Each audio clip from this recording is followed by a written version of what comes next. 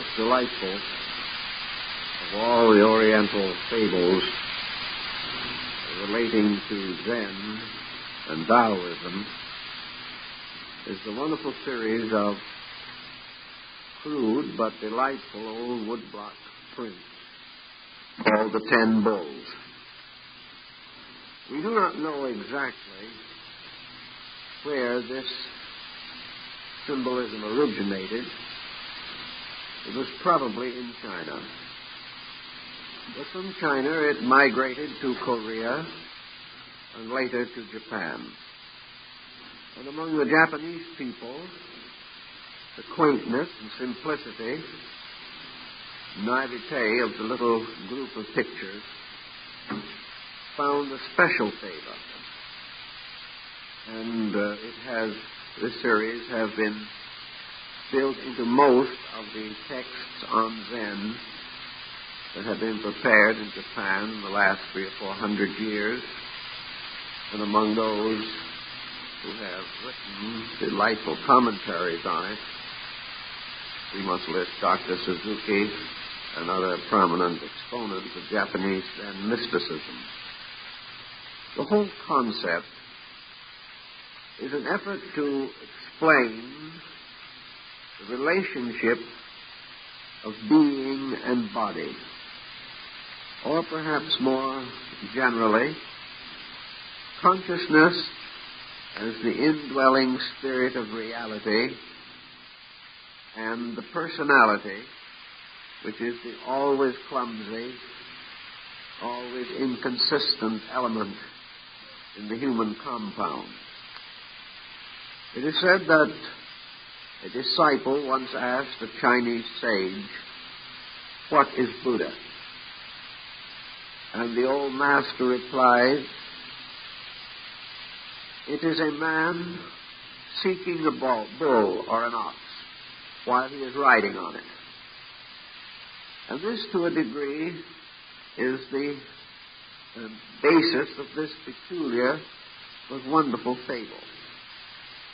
The human being, according to Zen and Taoism, consists of a principle manifesting mostly as an instinct, and a personality manifesting mostly as an appetite. So there is a continual struggle in the human compound between principle and personality, between the instinct to achieve to some noble destiny and the appetite which holds us to the commonplace. The personality of man is likened, therefore, to this bull or ox. It is represented, to begin with, as in a wild and primitive state, living in a very pleasant valley and used to the concept of perfect liberty. This ox, like a young horse that has never been ridden, has no concept of ever being bound to the service of anything. So the bull or ox in his native state represents the individual who gambols about the pasture as the wild animal does, free of all burden, free of all need, simply surviving for the pleasure of survival itself. In the human being, of course, the situation is somewhat refined, but not especially improved.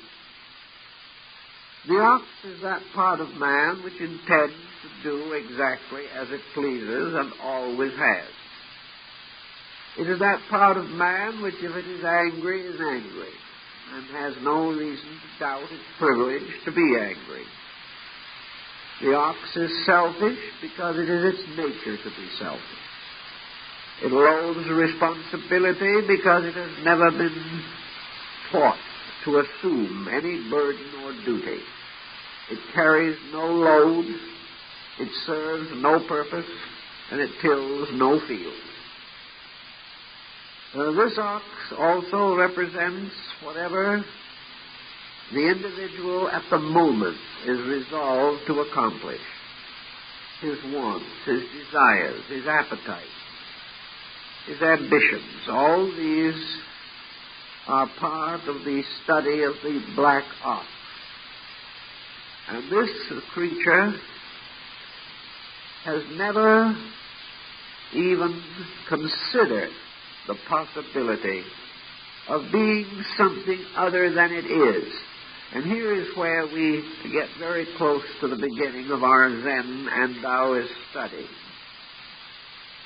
That is the realization that any creature can become something that it is not. That is, it can manifest attributes or qualities the existence of which it is not aware. Surely the potential has to be there, for man cannot be that which he lacks the root or substance for. But he can have thoughts that he never expected to have.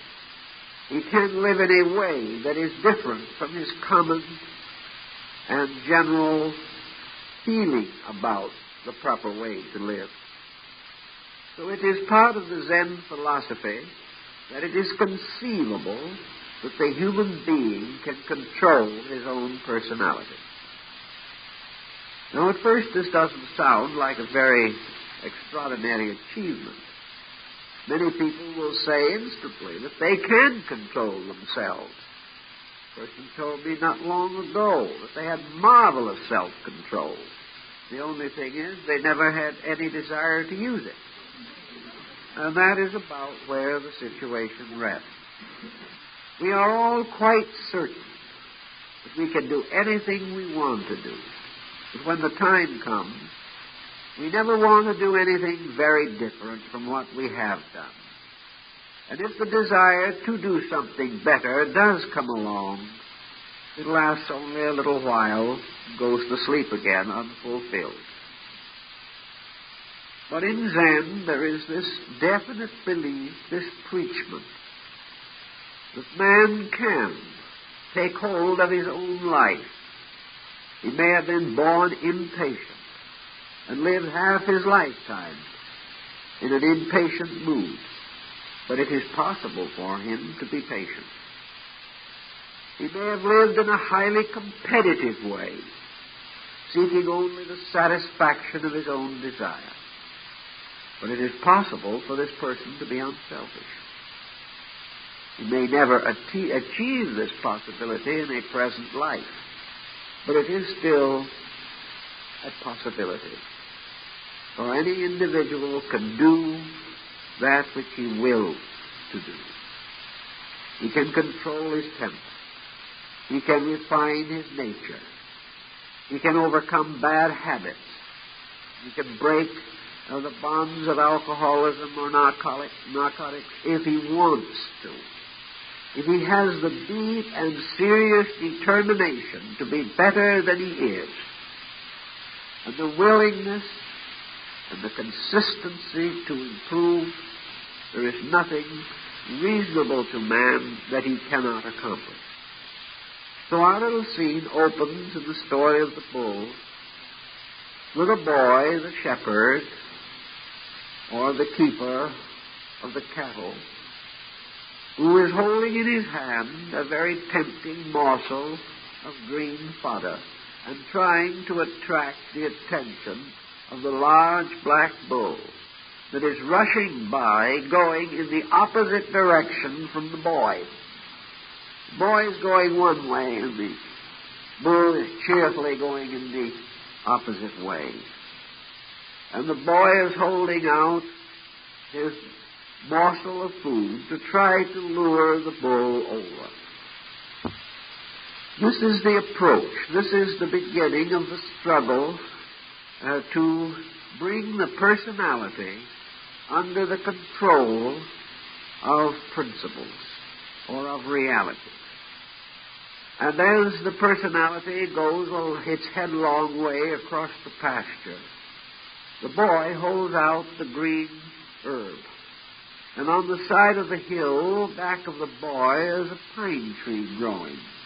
And in the sky above the bull is a very deep, heavy cloud. There is a setting for this particular situation. And the setting is the beginning of the Buddhist Zen Taoist preachment. The herb that the boy is holding out as an inducement is the hope that through self-control the individual will escape misery. This is the temptation which is intended to lure the bull to the point where he can be bridled. The hope always is that man, following his own personal, selfish, self-centered way, is finally going to become so miserable, so burdened with the inevitable consequences of his own conduct, that he will receive the first inspiration of leadership from the boy in the form of an answer to some immediate problem. As the individual goes along, sickness strikes him, his home is disrupted, his business does not succeed well, his friends depart from him, and he discovers that this wild life of freedom that he has thought so much about and labored so desperately to preserve isn't paying off anything. He is free, but freedom has become his bondage. The very liberties which he believed he wanted have led only to the excesses in his own nature which have crippled him and injured him. So the doctrine, which is always the evergreen, the symbol of enlightenment, in Buddhism the Buddhist message is represented by the pine branch. This represents the promise of a more abundant life.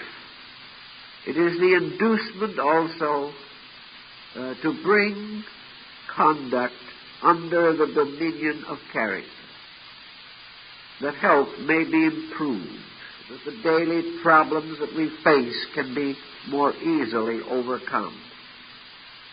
And so the boy uses the only inducement that he can use.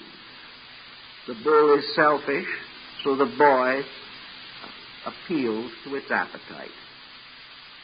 And no matter how selfish we may be, we also want to be happy.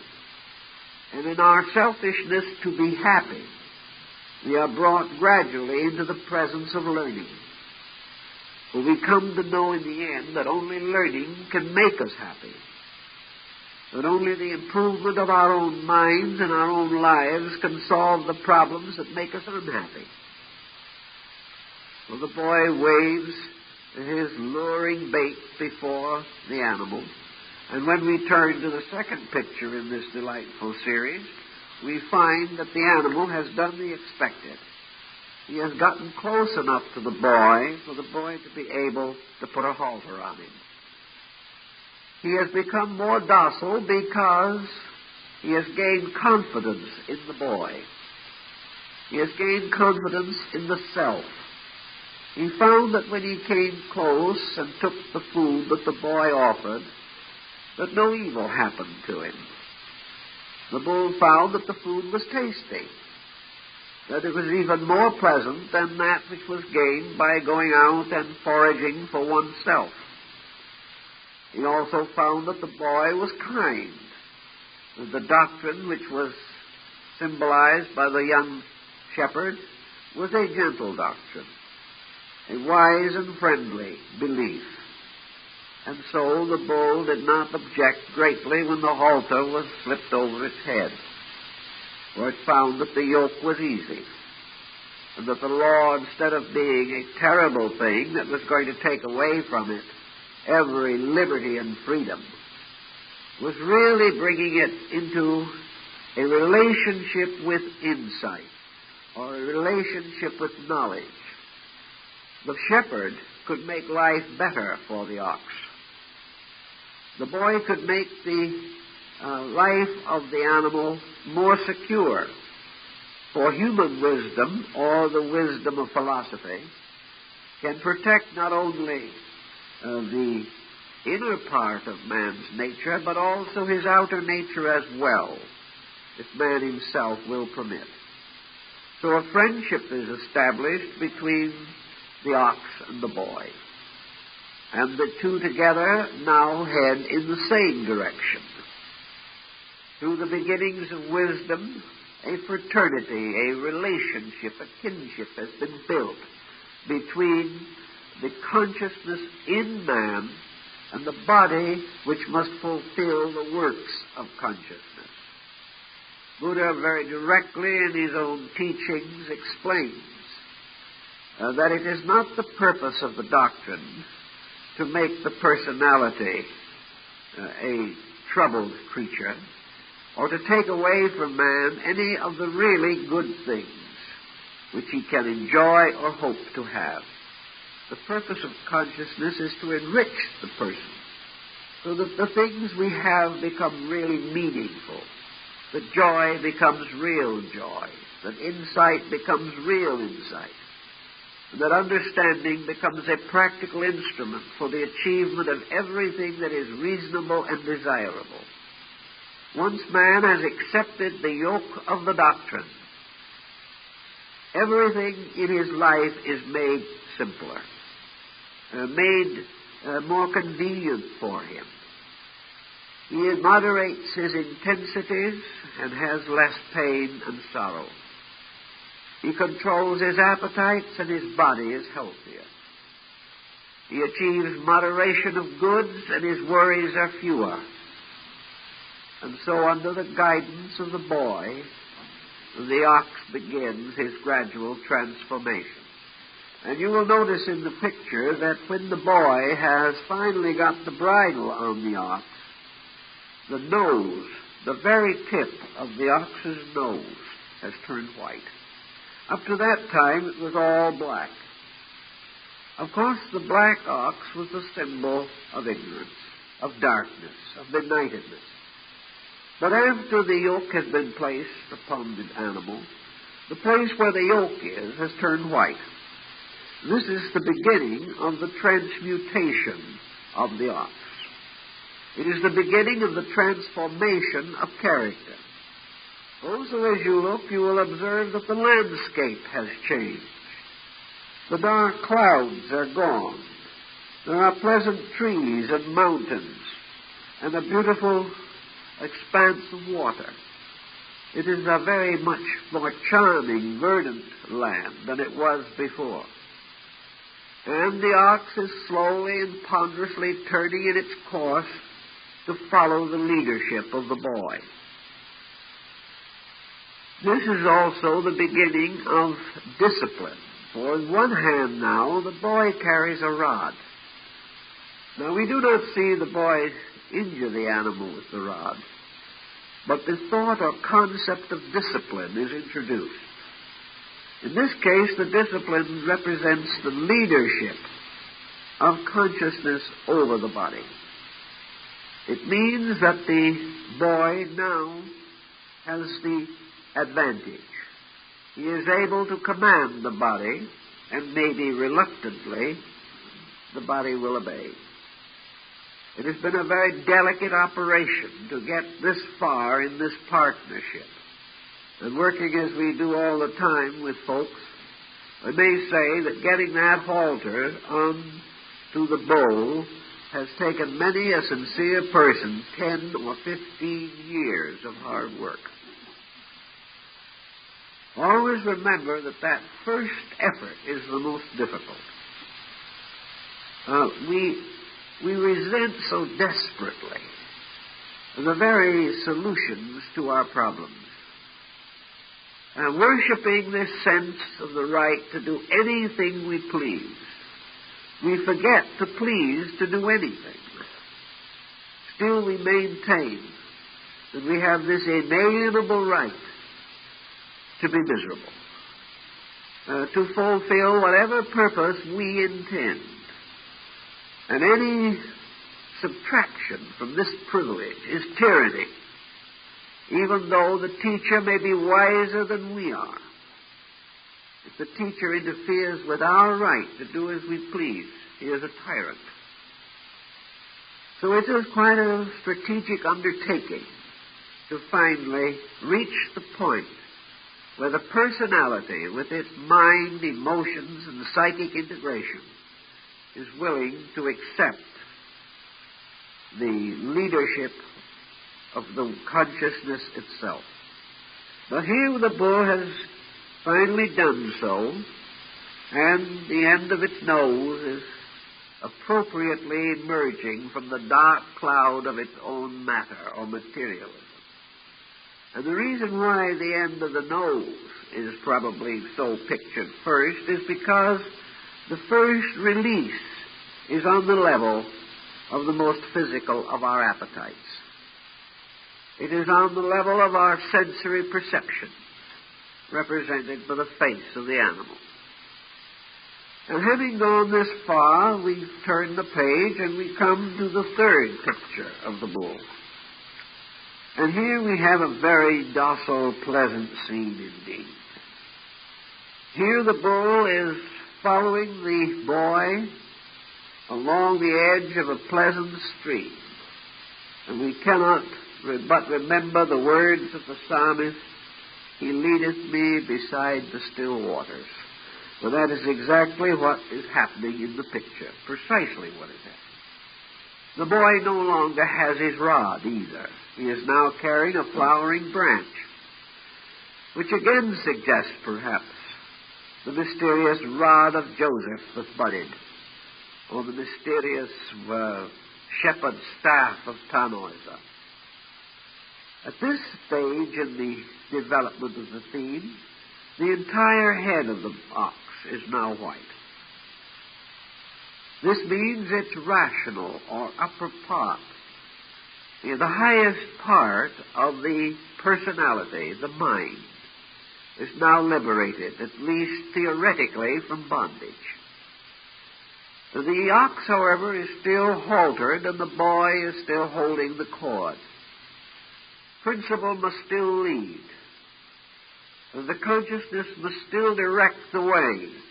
Otherwise, the ox would stray and would not continue its journey. But the mind, now having been relieved of its darkness, represented by the head turning white, shows an immediate fondness for the boy. The ox and the boy are now truly comrades. And the ox is very happy in this newfound relationship. And in this relationship we find something of philosophy. For in philosophy the mind has accepted the leadership of consciousness. The mind has taken over a certain rulership even over the body itself. Like the great enlightened thinker, the sage, the seer. The mind has resolved to follow in the footsteps of the leader, of the boy, and finds its greatest joy now in an obedience which once it resented. With the mind more clearly developed, the purposes of life become more obvious. It is no longer necessary to tempt the ox with better fodder or fine foods. It is simple enough for the ox to understand the commands of the boy. Therefore, in this scene, the boy is speaking to the ox, and the ox understands him. There is now the relationship between consciousness and an instrument being developed within the personality itself which understands consciousness and can respond naturally and properly to the commands that consciousness gives. So here is almost the relationship of master and disciple in the old Eastern way of learning. For in the old way, the disciple was the servant of a master. Surely this servitude was done only for one purpose, the good of the disciple. But in all the older systems, the disciple was taught absolute obedience. He had no right to question or doubt the will of his teacher. He had only the right to accept immediately any demand placed upon him. And the demands were usually such as would humble his pride, or demand from him great patience or resignation, endurance and tranquility of spirit under pressure These were the things that the philosophy of life dealt with. So now the ox, with its fine white head, follows quietly behind the boy. The rope is slack. The animal is following mostly of its own accord. It just needs a little leadership now and then. And consciousness itself turns back a little to encourage the ox to come along the way of life. Very simple, natural little pattern. The next scene, the transmutation of the ox has continued, and now the area of the heart is white. The animal is white in the entire forepart of the body. This means that not only has the mind been regenerated and elevated, but now the emotions have been purified. The desires have been transformed. And the most difficult problem that man ever has to face, the pressure of appetite, has been successfully met. We can often reason things out. And if the reason has a chance, we may win. But when some terrible passion racks the body, we are unable to control. That which is a vast emotional strain eclipses reason, drives us from our reasonable purposes, blinds us to the consequences of our own conduct, and under the pressure or stress of emotion, we are no longer thoughtful or rational creatures.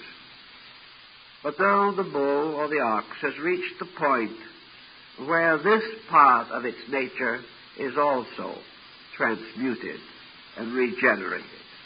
And now another very interesting thing is happening. The boy is now tying the ox to a tree.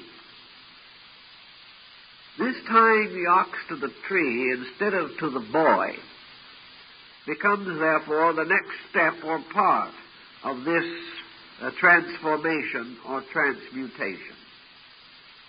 The boy represents the spirit, the consciousness, the insight, the natural good in man, seeking to bring the body into a state of redeemed relationship with life. But the tree has a greater meaning. And all through the mystery of Buddhism, the tree plays a tremendously important part.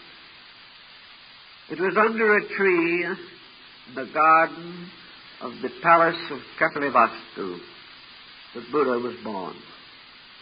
It was under a tree at Bodh Gaya near Madras that the Buddha was illuminated.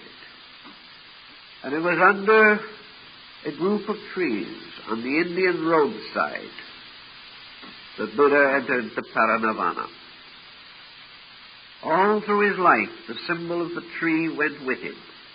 And in ancient Buddhist art, particularly in India, the tree was always a symbol of the doctrine.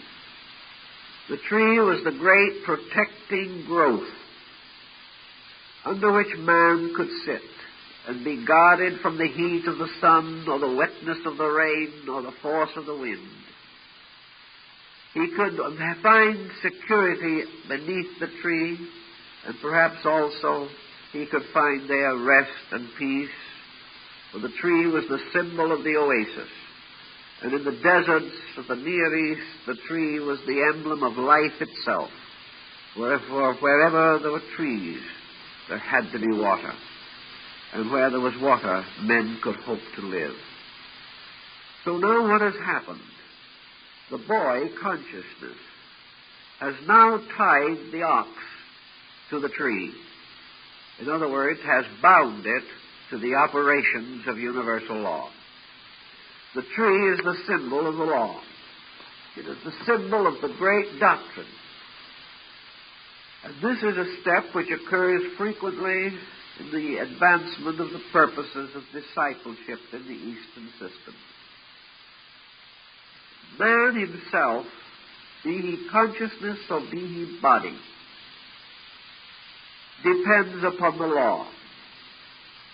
And in this relationship, the human purpose, the human desire, unfolds naturally until it reaches a certain stage or degree of growth. We begin by inwardly desiring to be better people. We begin by seeking to bring to an end the suffering of life. We seek that noble path which leads to the end of misery. And from within ourselves, like the good and kindly people of long ago, we build our little folk philosophies. We say, as the old housewife used to say in the small New England town, I just do the best I can, and I treat everybody fair and square, and that's my philosophy of life.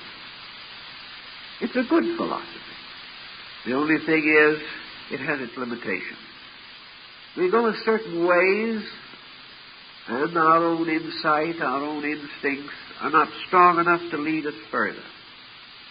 So we must either come at the end to a little better, a plain or prairie or pasture, and there remain for a while, or else we must shift from our own initiative, from our own beliefs, our own hopes and purposes, from our own interpretations of things.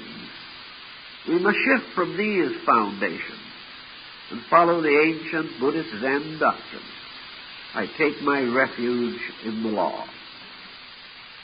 Therefore, the three jewels of Buddhism represent the three symbols of the principles by means of which the individual in this system gained his hope of salvation. For the three jewels were the life of the Buddha, the doctrine of the Buddha, and the assembly of the saints. These were the basis of the formal instruction. And the individual passed from his own efforts to regenerate his own nature and came under the discipline of one of the great world systems, whether it was Buddhism or Platonism or Hinduism or Taoism. This is not so important. But somewhere along the way, the individual must take on the regular discipline, the ordered leadership of the great schools of wisdom. When he does this, he then takes the personality, which is his instrument. He renounces his own leadership over the personality and binds the personality to the great pattern of existence. He therefore releases the bull from his own control and takes the opportunity to give the animal the strongest leadership, the strongest center, the strongest support possible by binding it to the tree, by tying it to the immovable doctrine, the unchangeable basic law of existence. For it's this way the bull comes into the best instruction, the best leadership, the best help that it can possibly receive.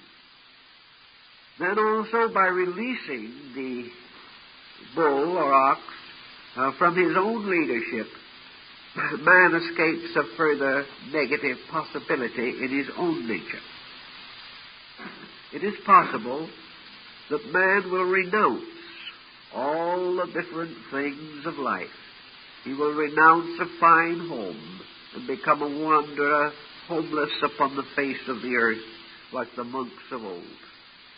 He will renounce honors, like the Taoist mystics of the Diamond Mountains, and go off into hermitage in the hills, refusing to hold public office or have any part in the transactions of business or barter or exchange. He may give his wealth to the poor and his body to be burned.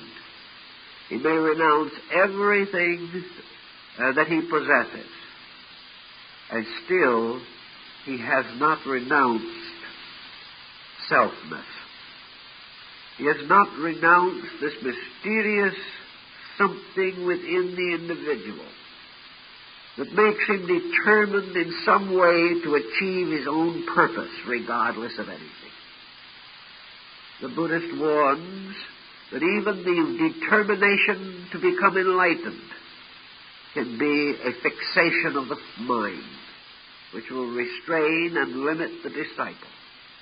The resolution to be good can quickly become an ambition, a gratification of the psychic determination.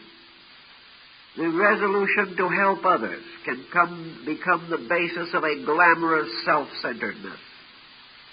Almost anything that the individual desires to do can lead on to more desiring, and thus prevent the final achievement of the end that is most desired, liberation from desire.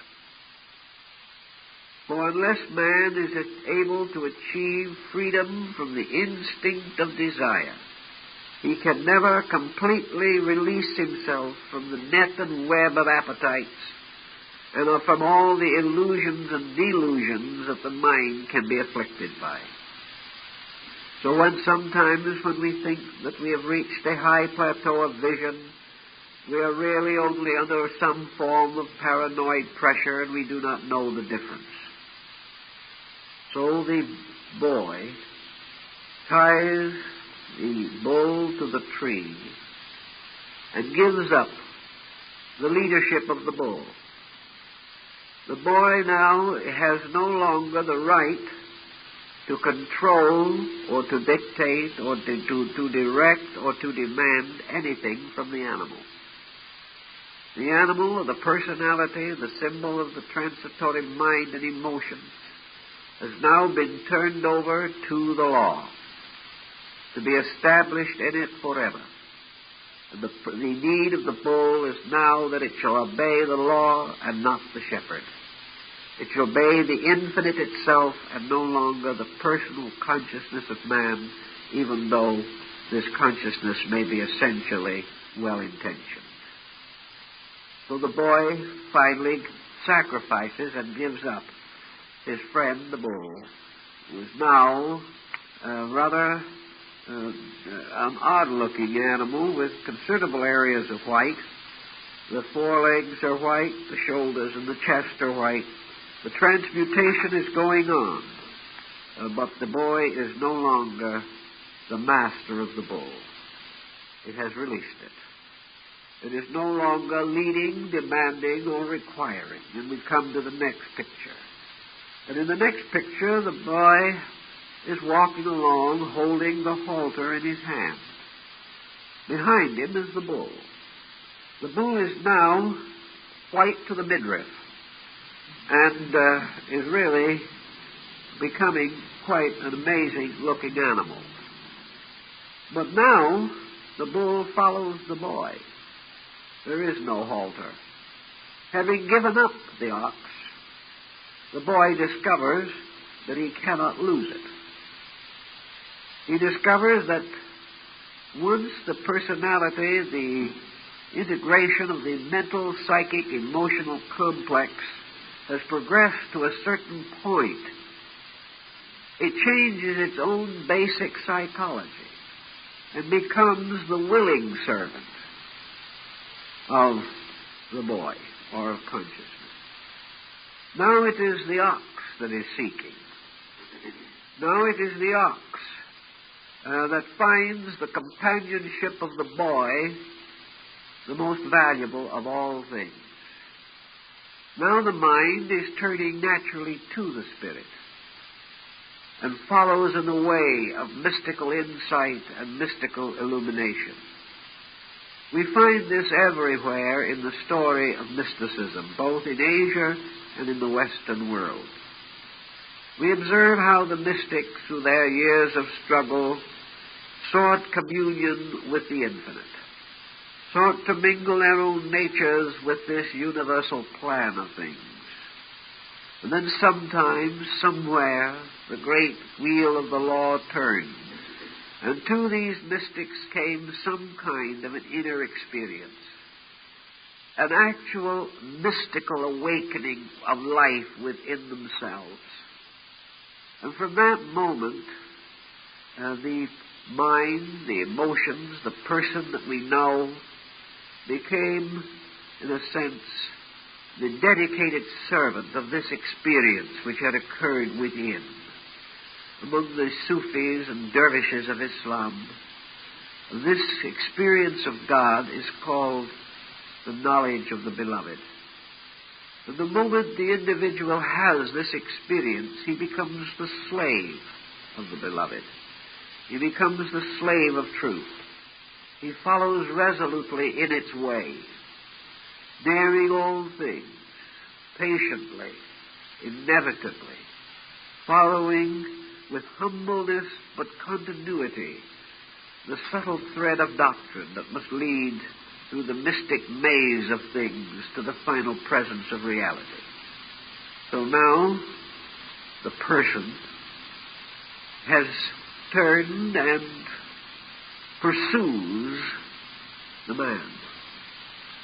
The bull, having achieved this greater enlightenment of itself, having redeemed more and more of its own nature, having purified its own parts with increasing insight, begins to sense the need of consciousness.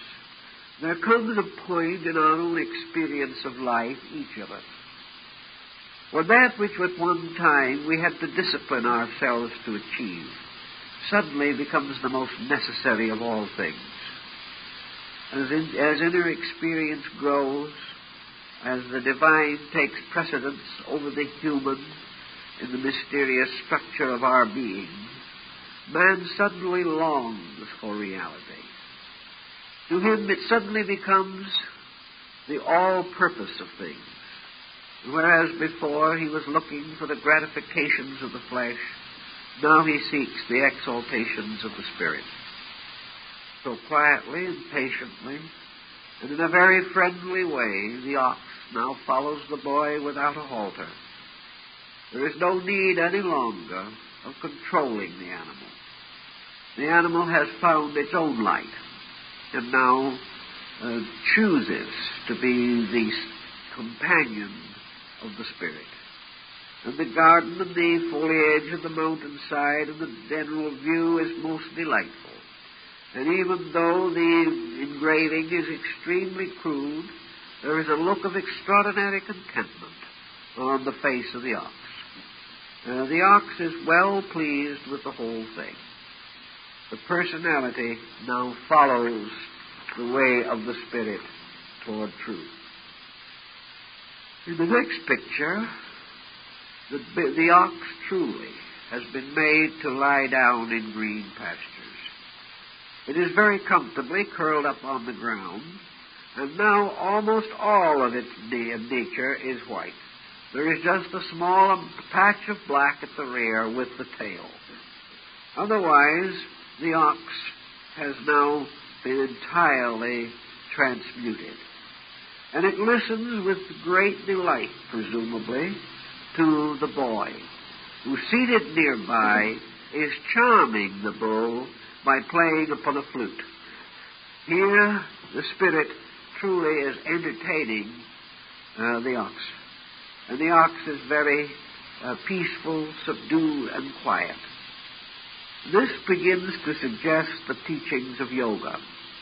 For in all these Eastern symbols, the flute, with its several openings, becomes a symbol of the mantra and the mudra, the magic vibratory tones and patterns, the secret steps of inner wisdom, the meditations and the contemplations, by means of which man gradually brings the total personality to peace.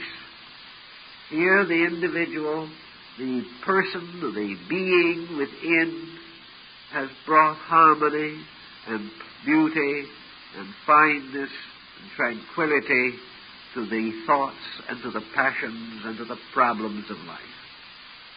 We now have that beautiful pastoral concept of man at peace with all parts of himself and in complete conformity with nature.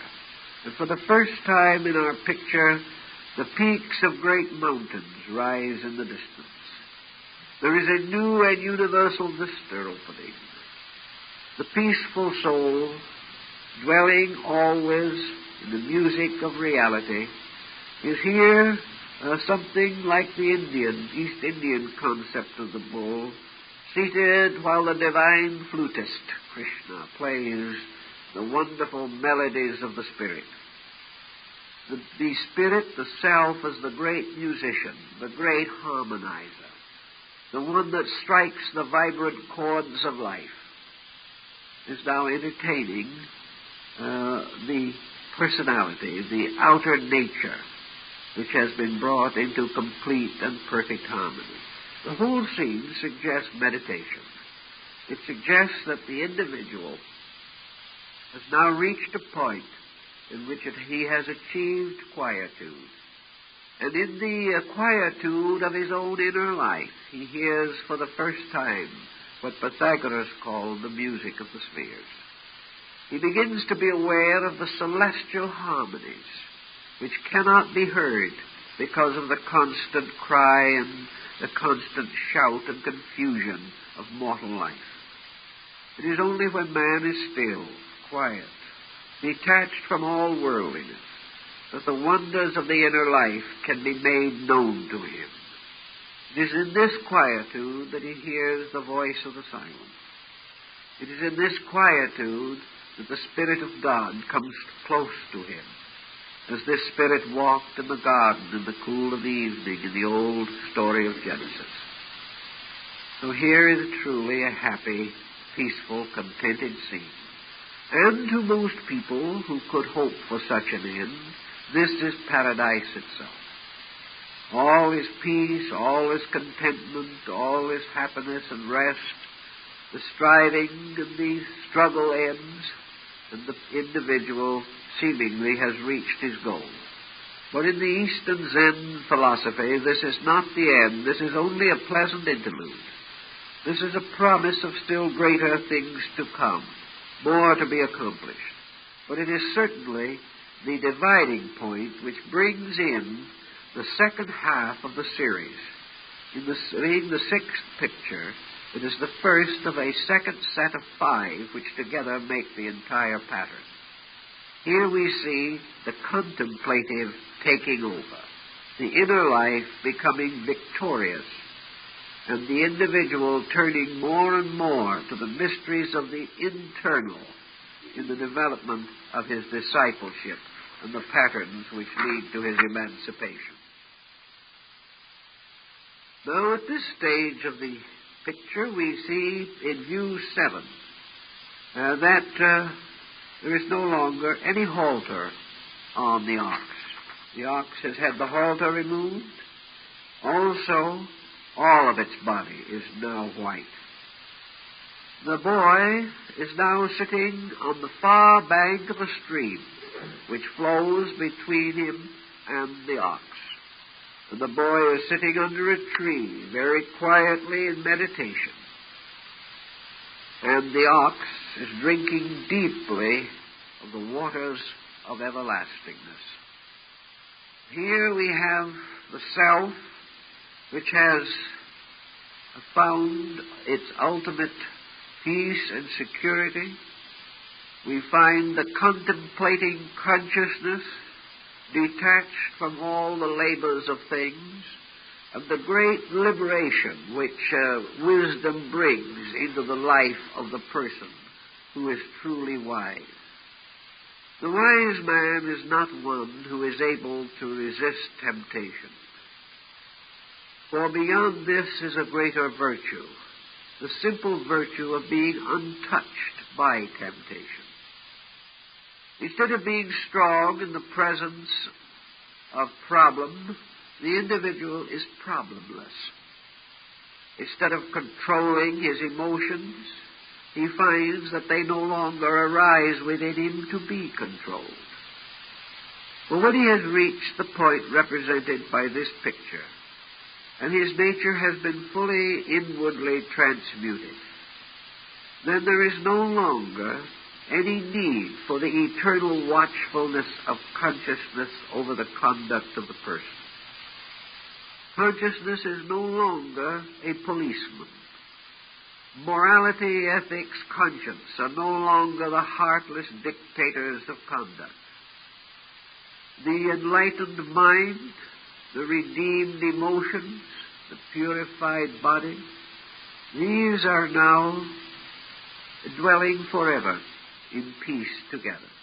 There is no longer any problem, any rise of problem. Nothing can lure the consciousness away from the simple dignity of its own peacefulness. Though there may be confusion around it, it will never be confused again. It has formed its inward pact with reality.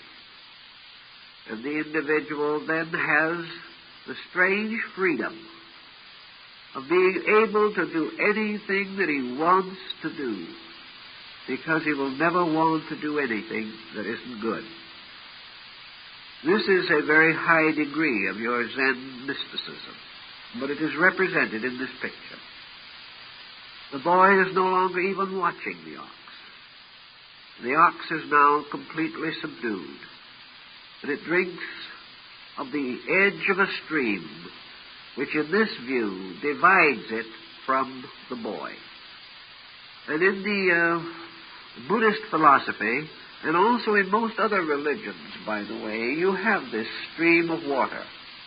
In the old Christian theology, it was the Jordan, and the old hymns about gathering on the other shore to welcome souls that have come finally to the bank of the river between this world and the next.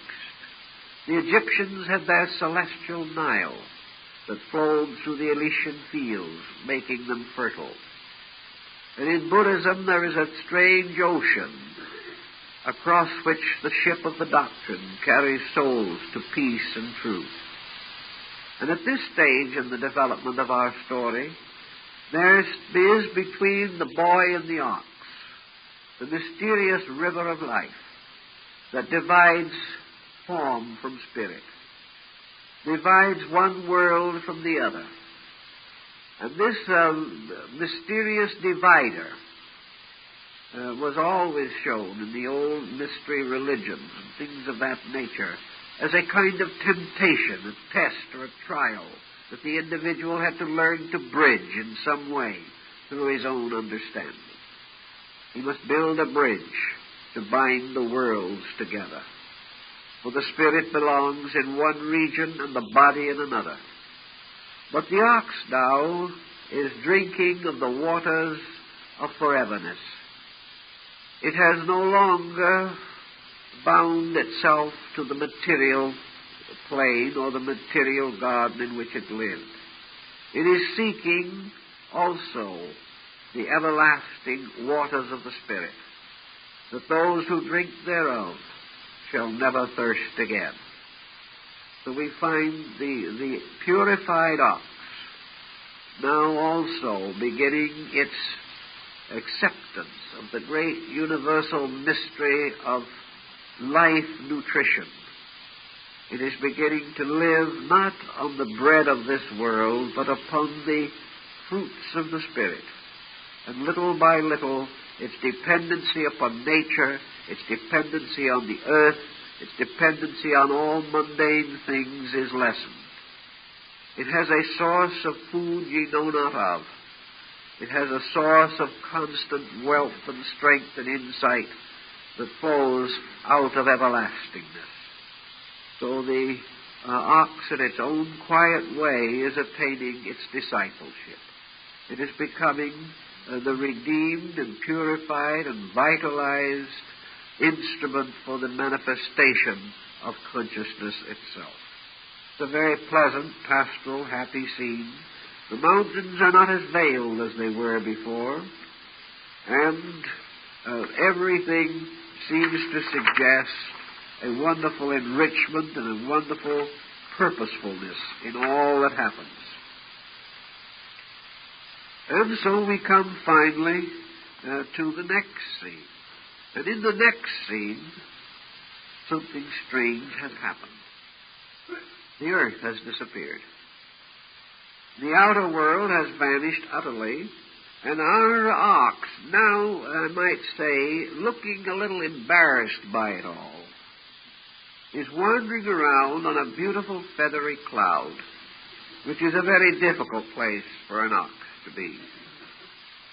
It seems to be almost up to its knees in clouds, and it is becoming almost like the mysterious heavenly ox of the Chinese fable of the Bridge of Magpies, which is one of the old legends, of the shepherd boy and his ox, and the spinning maiden who wove the garments of the star gods. It's a very beautiful old Chinese fable. But now the ox is beginning to look the embarrassed part of a saint in its own right. The boy is still there, but he seems to be standing on some intangible ground also. There are no longer any mountains, there are no longer any rivers, but in the skies at Cabala it may represent the sun, and also 4 stars linked together with lines, the ancient Chinese way of representing a constellation. So the bull is now being picked up, or gathered up like the Mithraic bull that was raised to become the constellation of Taurus.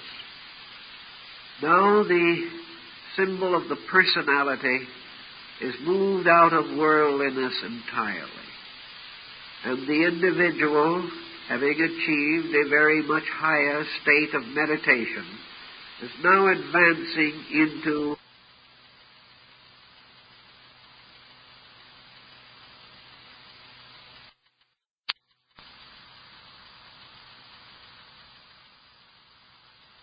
the unregenerated ox.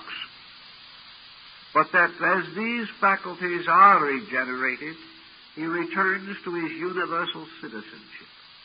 That he neither needs the world, and for in that matter does the world need him.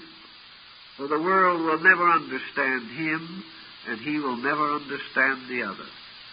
The boy and the ox, strangely, have an interval between them, which is not easy to cross. Yet each in its own way achieves a victory over the mystery of separateness. And that is represented in this particular story. In meditation, the being and its mind, the emotions, the whole psychic integration that we know, suddenly experiences an aloneness in space. The self and the personality together float in the clouds. They are no longer attached or related to any objectivity whatsoever. Yet the meditating mystic still thinks, still feels, is still moved by all the most refined and transmuted emotions and moods. But still these things are not tied to earth. He does not need this earth to know beauty. He does not need this world to know wisdom. He does not require this physical planet on which to stand, nor does he need any of the things which belong to it. For strangely, all things necessary are in himself, and always have been. And in himself is the comradeship and companionship of the eternal. So in our picture, the meditating mystic has suddenly experienced his own existence in a vast and infinite area of eternal being. In his meditation, he has left the world behind. Although he may still be seated upon old earth itself, he has forgotten it. He looks out with a clarified vision and beholds only the stars and space and himself. And he looks out from within himself to the outer part of himself. He looks from his soul through his eyes. And his soul is the boy, and his eyes are the ox. They are still two beings, but they have become much closer. And it is through the eyes of the ox that the boy sees the fields of space, even as the meditating mystic is aware by his inner sensory perception of his own relationship to both time and eternity. He still is. He still experiences the strange fleeting sense of selfness. As long as self remains, the ox is there. But the ox in space, like the self in space, is at disadvantage, because space does not belong to selves. It belongs to eternities. So it is only reasonable and natural that we should turn the next page, and suddenly we have another peculiar situation. We are back again to the situation we started with. We are back to the point where the boy is standing again in the garden, or by the side of the cliffs and mountains on the edge of a precipice overlooking the sea, and above him also are clouds and mountains, and the sky, the constellation, shines forth. The boy holds up his hands in amazement. There is no bull. Something has happened. This very ethereal bull that was floating around on the clouds has now vanished utterly. And in this vanishment of the bull, in the ancient concept of the mystic meditation, the individual has simply extinguished the sense of separateness between its own nature and every other nature in space. And as the Swami Vivekananda tells us in his work on Raja Yoga, there is suddenly only one. And if we want to say that, from one perspective to another, we can say this one is myself. Or we can also, with equal propriety, say this one is something else, everything else. But if the one is self, then everything is part of self. If the one is the something else, then I am part of something else, because there can only be one. And it is either I or not I. If it is I include all. If it is not I, then I am included in all. So the boy holds up his hands in astonishment. The whole mystery of duality has vanished in the Pythagorean monad. And here, it is hard to know what really happened to the ox. Whether the boy has transmuted the ox into himself, whether he has cast aside the instrumentality of the sensory perception, whether they have been absorbed back into the spirit from which they came, whether man now experiences with new faculties, faculties that are no longer individualized or personified, but have an enduring existence in a universal condition. And in any event, man reaches what might be termed in Buddhism the Bodhisattva experience. He comes very close now to the portals of the Supreme Mystery. He has observed one by one everything vanishing away. Each step of the path, something that was dark has become lighter. Something that has become lighter has become fainter. Until at last, there's nothing really left but a point of consciousness. It is as though a person was passing slowly into sleep. The last memory was this strange sense of existence.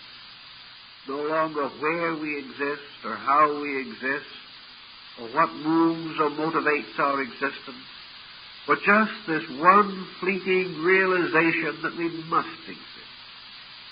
Because without this existence, we could not know that our existence was slipping away.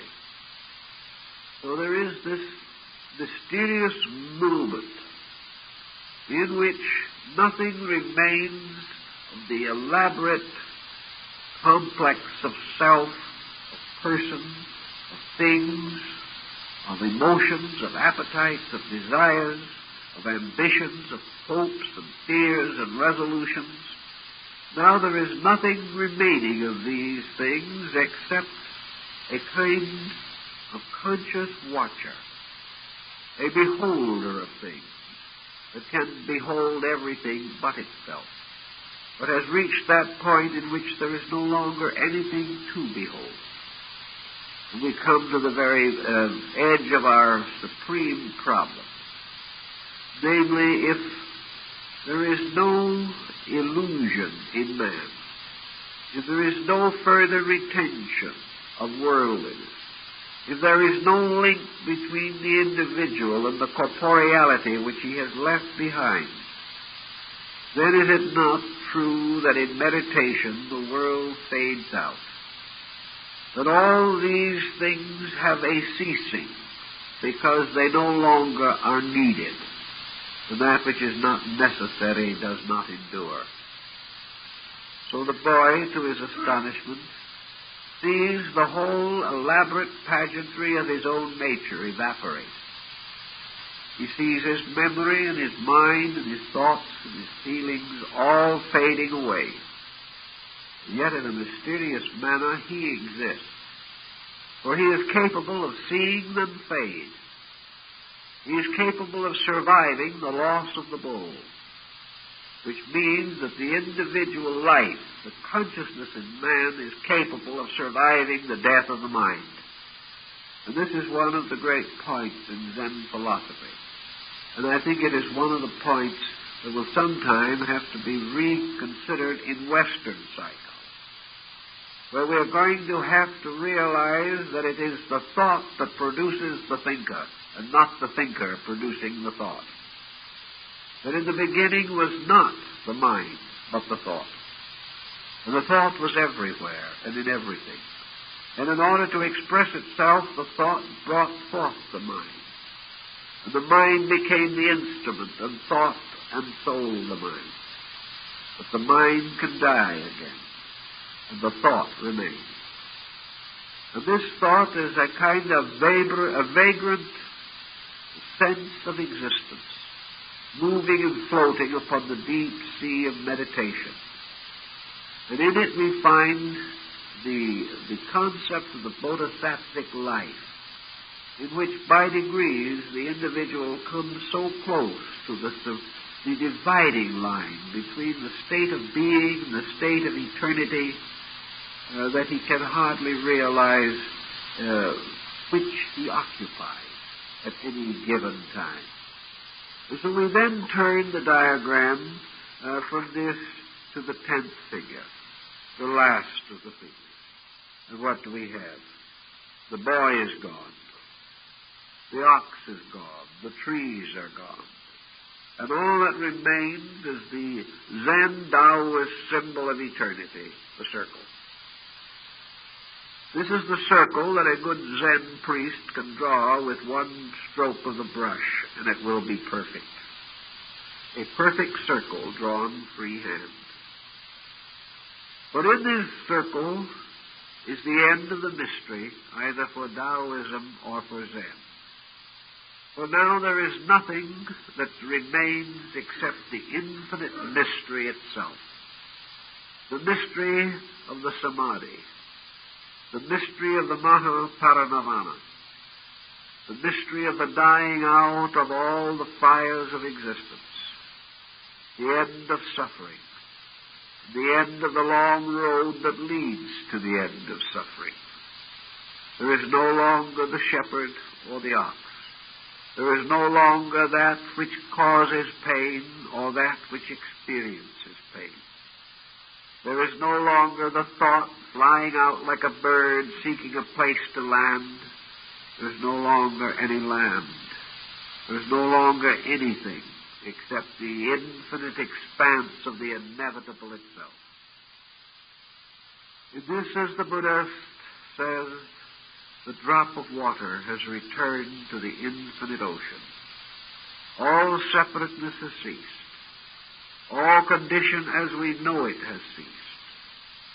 And if you wish to know the incredible profundity of this mystery, you only have to remember that it happens to you every night when you go to sleep. Suddenly, you are not.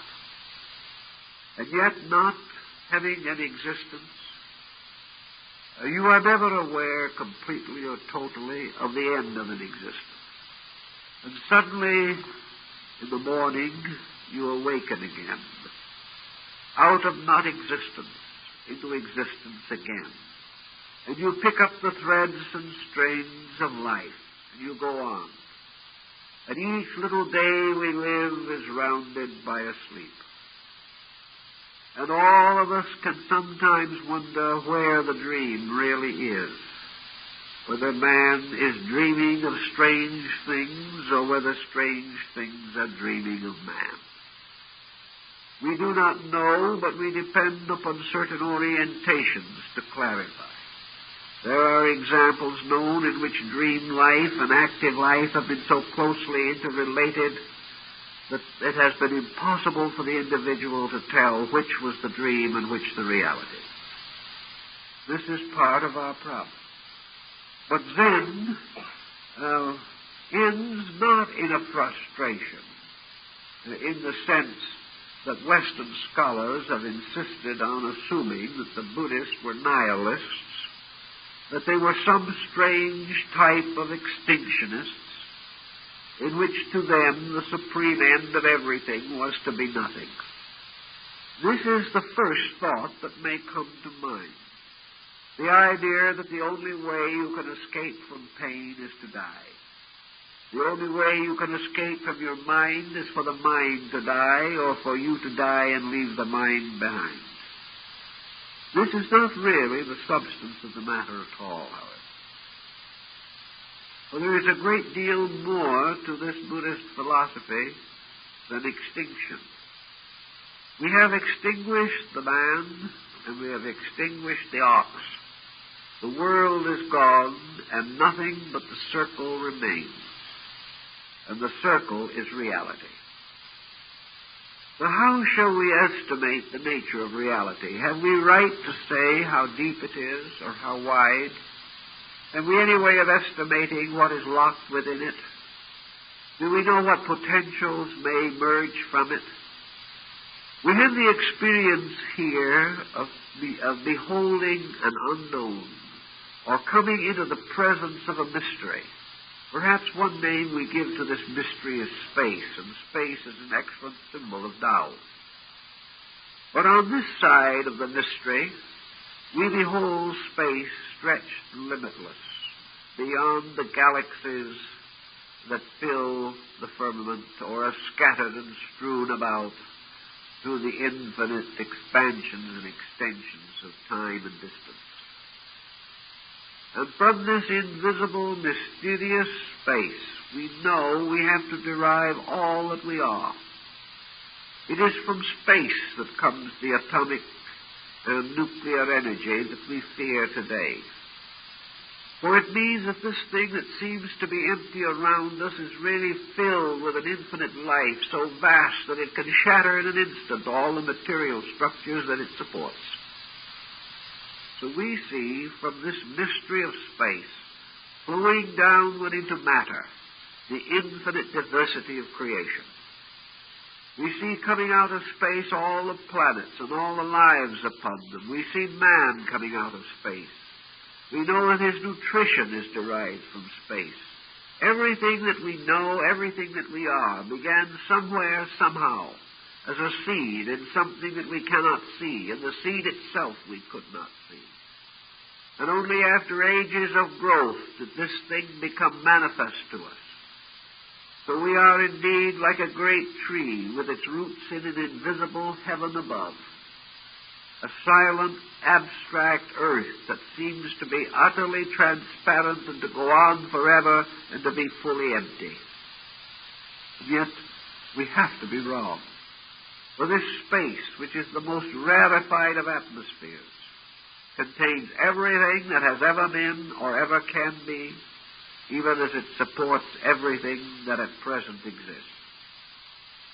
What happens then if we now ascend to union with this space that to now we have considered emptiness? Supposing this space was a strange wall, invisible, but nevertheless as adamantine, as the hardest and most unbreakable granite. Supposing this space is the mysterious looking glass of Alice, who not only gave us the little story of her adventures in Wonderland, but tells us of how she went through the looking glass to another world. What would happen if we stepped through to the other side of space? Would it be empty? Would it be a complete vacuum?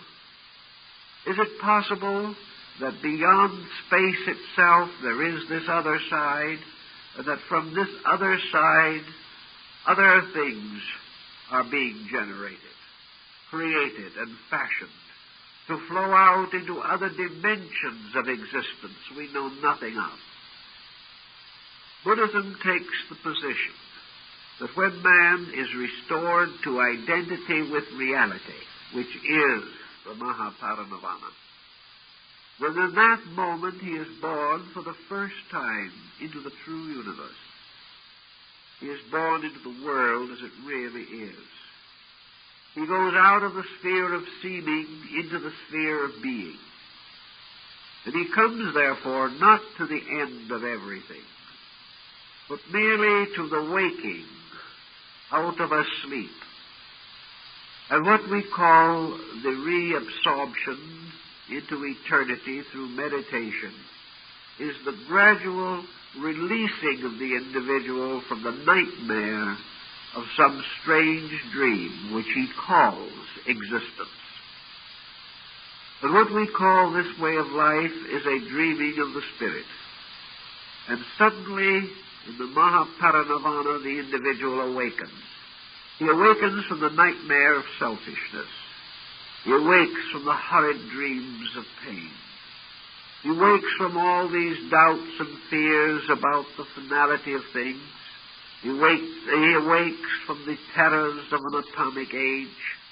He awakes from the ruthlessness of competitive enterprise, from the endless thoughtlessness of mortals. Suddenly, this universe changes. He then realizes that what he has called life was this life of seeming, this life of make-believe, this life which was nothing but the elaborate tapestry woven by his own sensory perceptions. A world of illusion that exists only because he has faculties of illusion with which to cognize it. A world that has substance only because it comes within the registry of a strange, insubstantial pattern within himself. So just as a man in a terrible nightmare is rescued suddenly by awaking, and in an instant finds himself back in a reasonable existence, so to the Buddhist of ancient times, the Mahaparinirvana was this waking up into a real existence. What it was like, we cannot know. What it means, we cannot even comprehend. But we believe it and hold it firmly to be the beginning of man's true existence.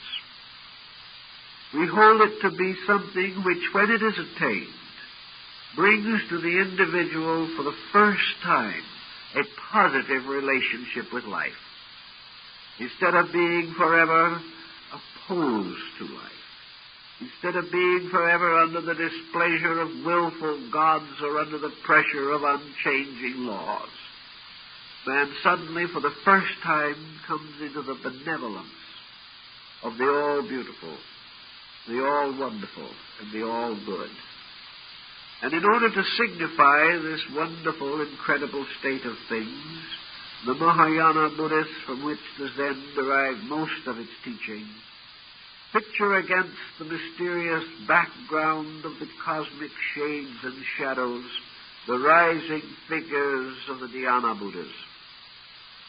They recognize there that somewhere behind the veil of things there will sit in eternal meditation the mysterious realities that govern all things. These realities go on forever in the quiet, unchanging contemplation of the infinite itself. Man can only find these beings by becoming like them. He knows them when he discovers the realities in himself, and as he finds in his own heart and soul the quietude of the meditative life, the dim shadows of these great meditating principles begin to intrigue him, begin to mean something to him, something away from and apart from all this worldliness which we generally consider. So in the story of the 10 bulls, we end with a circle that seems to be frustration, but which is actually ultimate and inevitable opportunity. Man moves from the finite, which boxes him in, to the infinite, in which there are no limitations upon himself. But he finds this unlimited existence only a vacuum, as far as his present faculties and sensibilities and conditions of consciousness are concerned. He cannot know the meanings of these things that lie beyond. When the bull and the boy have both vanished, then the world of things as we know the world simply no longer endures. Yet the boy and the bull have not ultimately or utterly vanished. That which has a nature never ceases. That which has an existence somewhere within it can never cease existing. And as Buddha himself tells us, he says, I am not an extinctionist. I am not an atheist. I am not one who teaches the exhaustion of life into darkness and not being. He says, rather, that what he teaches is a way of life that leads to the end of sorrow. You notice that in all the Buddhist writings, there is no actual statement of man attaining happiness. There is no Buddhist statement to the fact that someday man is going to be filled with unspeakable joy. There is no radiant heaven world in old Buddhism such as we have in other religions, although Mahayana to a measure filled this interval with a blessed region. But in the original teachings of Buddha, there was no promise of good. There was simply the promise of the end of evil.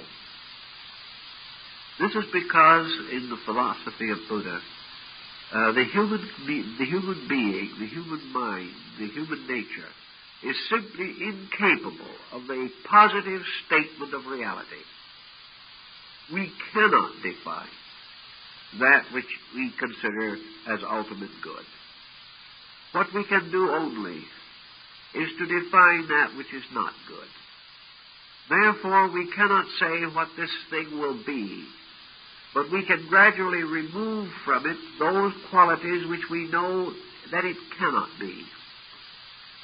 We cannot, therefore, say we come in the end to great joy, but rather, as far as we can tell, we come in the end to great quietude, the great quietude of the circle.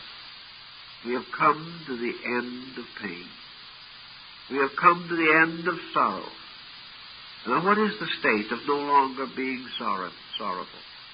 Is this merely another way of saying we have found joy? Is the absolute extinction of sadness the full expression of joy? Or is it some strangely quiet thing in which there is neither joy nor sorrow? And if for that matter we think carefully, is this not in itself, this quietude, the ultimate joy? These things we do not know. We can only use the faculties that we have to estimate as best we can.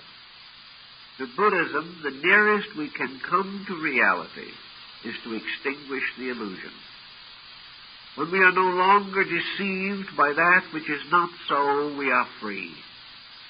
When we are no longer victims of the unreasonable, victims of ignorance, superstition, and fear within ourselves, victims of selfishness, self-interest, when gradually we have released ourselves from these falsenesses, then we have finally come as far as man could come. For these purifications of man's nature exhaust man. And that which is left when man is no longer imperfect in any respect, that which is left we can hardly call man. When we have taken everything from man which divides him from a superior form of life, only that superior form then continues. So what we know of man, what we know as man, is merely the human imperfection. The man we know exists only because he is not complete. If he becomes complete, he vanishes away. If he becomes perfect, he is no longer recognizable. He is beyond our grasp, beyond our span of thinking. So when we say that man becomes perfect, we are actually extinguishing man himself. When we say that man becomes completely good, we are extinguishing all of the qualities of his nature. For in the perfection of anything, there is release from all the stress and striving of parts and things unfinished. So all this stream of fragments, all these diverse pressures and appetites and attitudes flow back into the mysterious circle from which they came. And then, as it were, the door of the circle closes, and there is nothing here anymore. But this is in no way evidence that anything has ceased. It merely means that everything has its full existence beyond our faculties. The only part of us that is real we cannot see. The only part of the infinite that is real we cannot see. All that we can see are the extensions of things, the bones and framework of a living creature. But the living creature is invisible. And just as the soul of man cannot be known directly by any sense that we possess, so likewise the soul of the universe is not in the stars, not in the elements, not in the vast pageantries of things, but as a silent mystery behind these things. Yet it is the soul that has made all else possible. It is the life in man that, though invisible, makes him alive. If things then all return to their invisibles, it merely means that they have returned to their realities, the rock of life itself, the very substance that is unchanging. And if in the wisdom of the infinite mind and the infinite consciousness it is right and proper, from this dark, mysterious mystery of the void, as the Chinese call it, from this doctrine of the void, from this invisible center of the strange ring of existence, there can at any time pour forth the seeds of worlds. For this mysterious circle is full of life in every part. It is germinal and seminal. Everything that is alive comes from it and returns to it. So that there is no right to say that the things that disappear cease, any more than it is right to say that things exist only because they appear. These are attitudes that we have. But in Buddhist psychology we go beyond these. We go to the position or the relation of things to themselves only, not their relation to other things.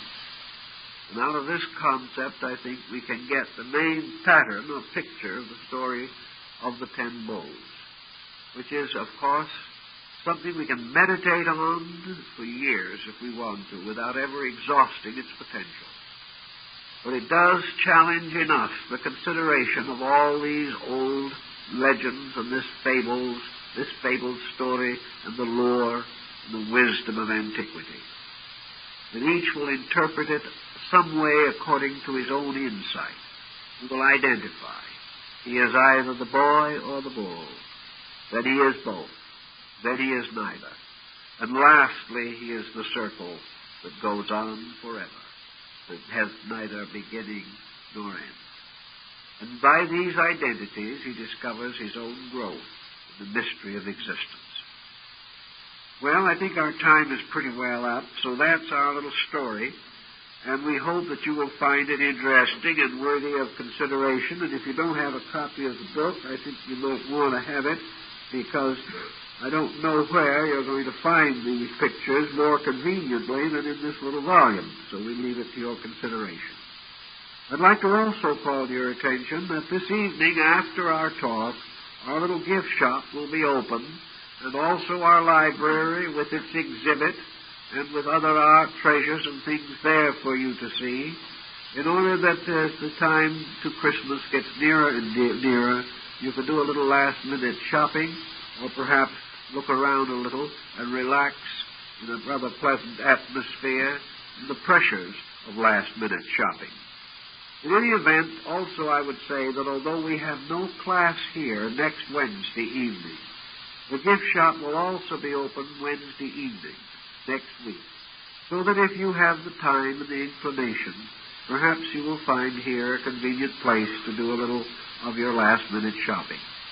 I might also point out that in our gift shop you can secure gift coupons or little gift certificates in which you can give your friends a little card, a rather attractive, beautiful Christmas card, which they can come in with and select whatever they wish to secure for themselves.